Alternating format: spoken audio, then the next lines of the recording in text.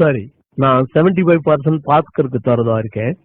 அது போக 25% நாம 5 பேரும், அதாவது ஸ்ரீதர், கோபால், நான், தாமு பேபி பிரிச்சுக்க போறோம். ஆளுக்கு 5% கிடைக்கும்.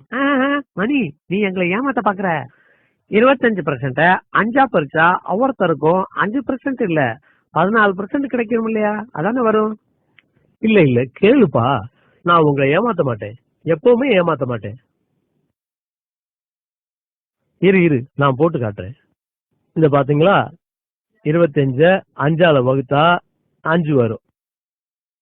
5 2ல போகாது. 5 25ல 5 தடவை வரும். புரிஞ்சுதா? தப்பு மணி, நான் கணக்கிட புடி, எங்கிட்டே வா, நான் போட்டு காட்டுறேன் பாரு. 5 25 5 2ல போகுமா? போகாது. 5 5ல ஒரு தடவை போகும். இப்ப 2 சும்மா இருக்கு, அத கீழே கொண்டு வந்துருவோம். 5ஆல 20 வகுத்தா 4. கணக்கு இப்படி போடணும். 25 5ஆல வகுத்தா 14. ஓ நோ, நான் உனக்கு புரிய வைக்கிறேன். இதோ பாரு,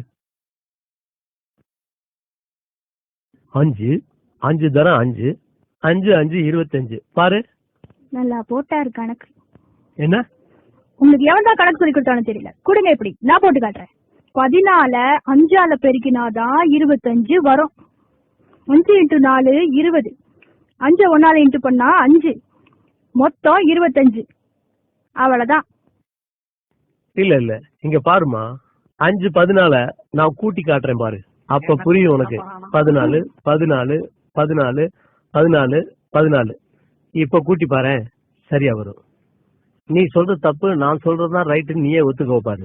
4 8 12 16 20 21 22 23 24 25.